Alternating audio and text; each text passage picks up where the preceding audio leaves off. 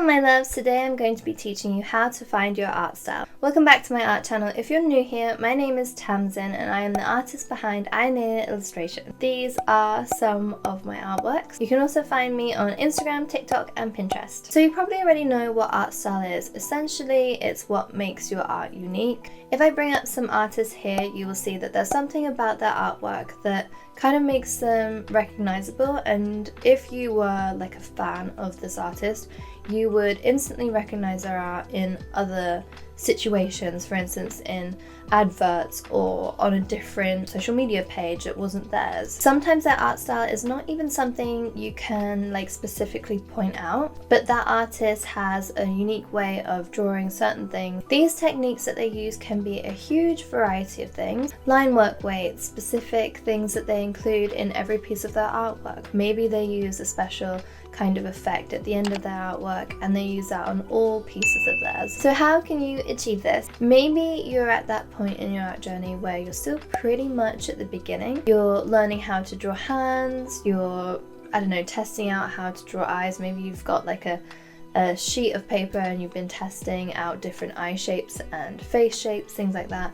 Or maybe you're just even trying different mediums. At this stage of your art journey, I wouldn't worry too much about art style. It's definitely something that you can include if you want to. You can start learning it now.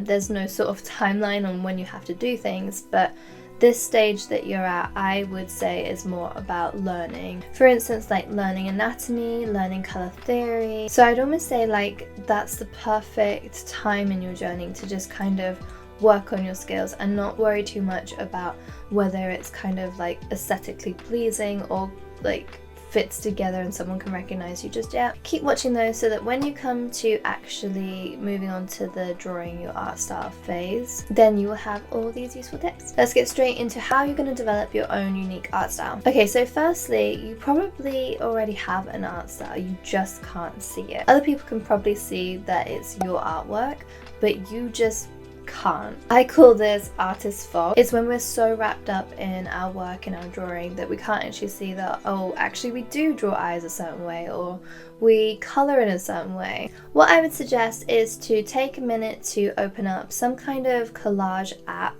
where you can import like a bunch of your artworks into it, put them all together and like kind of create a mood board out of them and just spend a little bit of time looking at it. Maybe you'll notice that there is some similarities in your artwork and it maybe has a kind of repetitive feel, even though it's not actually repetitive. That will be your art style. But if you do this and you still don't see an art style, don't worry. We're going to start your journey now onto getting one. The first thing you want to do to develop an art style is to create a mood board of different artists' artwork and their different art styles that you really like. I would suggest like 3 to 5 different artists, but it doesn't really matter. I would say to put at least 2 artists in your mood board though. Then I want you to open up your notes app or get out a notebook or something like that, and you're gonna look at this mood board and you're gonna pinpoint exactly what it is that you like about all these art styles, exactly what they're doing that you really love and would like to replicate in your own way. And you're just gonna make like a list. Just list it all out, everything that you like.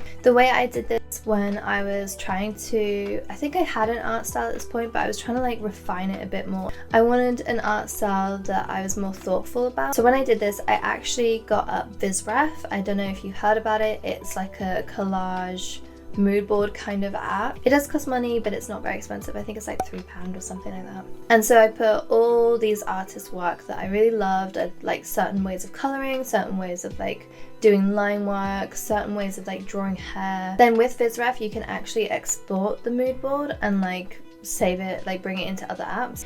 So I brought it into my Procreate app and I just kind of like annotated exactly what it was about each piece that I really loved and all the different techniques the artists were doing that I wanted to kind of like make my own. The one thing I have to stress here is that you're not copying these artists. You're not looking at how they do eyes, for instance, and trying to draw eyes exactly as they draw eyes. But for instance, you can do certain things like, say you love how they draw eyes and you specifically love how they draw lashes.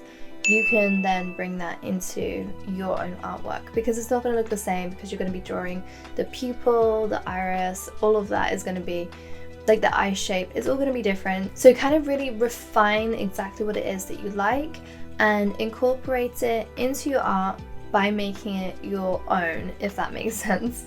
If you're tempted to copy another artist's style, then please, please, please don't do this. Of course, it's really tempting to do this because you probably really admire this artist, you really love their artwork, and you want to be a part of that like joy that you're experiencing when you're seeing their artwork. But it's not going to help you to stand out and have your own distinct style. You want people to recognize your art for yours and not recognize it as very similar to somebody else's. Once you've done your mood board and you've written everything out, now comes the hard part, but still the fun part. This is a time where you're going to have to put everything into practice. You're going to have to learn how to do line work. Maybe one of these artists has a tutorial on how they do line work or something like that that you can kind of get inspiration from and learn yourself. Even if you can point out exactly what it is that you want to include in your own art by making it your own, it still might take a while to actually see the results of this, because you're going to have to practice and get better at doing things in a certain way. You're also kind of training yourself to learn a different way of drawing.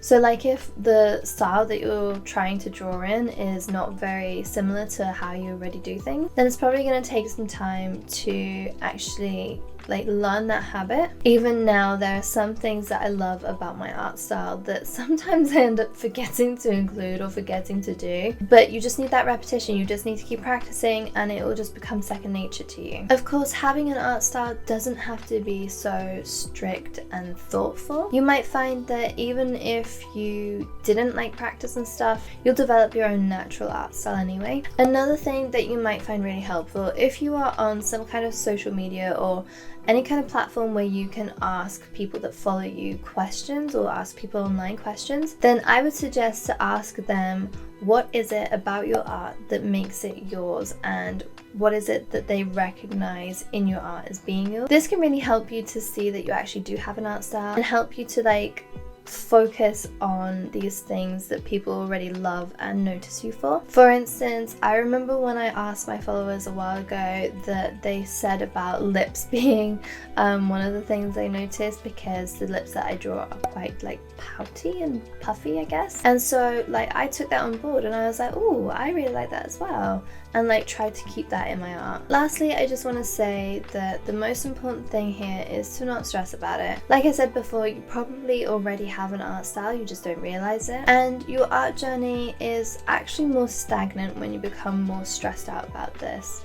I am speaking from experience. My best points in my art journey have been when I can just relax, I haven't got any like pressure on me, I'm not thinking things like, oh, I'm not good enough, and I haven't got art block, and I find like art block comes because like you're so overwhelmed and like stressed out, and you're kind of like, you're like going over things like, oh, I'm not good enough at this, I'm not good enough at that, and I feel like you're in a kind of negative place mentally when you're going through art block. I feel like there's been things that have led up to that moment. So the best thing is to just like relax, just have fun with it, because like the end isn't the most fun part, the journey is what makes it really like enjoyable. If you want a video on how to stop your art block and move past it, then let me know in the comments and I will do that for you guys soon. I hope this video was really helpful for you. Let me know how you get on with doing the mood board, and don't forget that you can find me on Instagram, TikTok and Pinterest. On Pinterest I actually do save a lot of like drawing references, hair references, like illustration, inspiration, things like that you can go over and get ideas for yourself. Please don't forget to click the subscribe button and tap on the bell icon so that you never miss any of my uploads. I'm planning to upload more regularly, and please don't forget to like the video to encourage me to make more of these kinds of tutorials for you. Don't forget to check out my most recent video where I give you 5 steps on how to improve your art. Thank you so much for watching. Bye!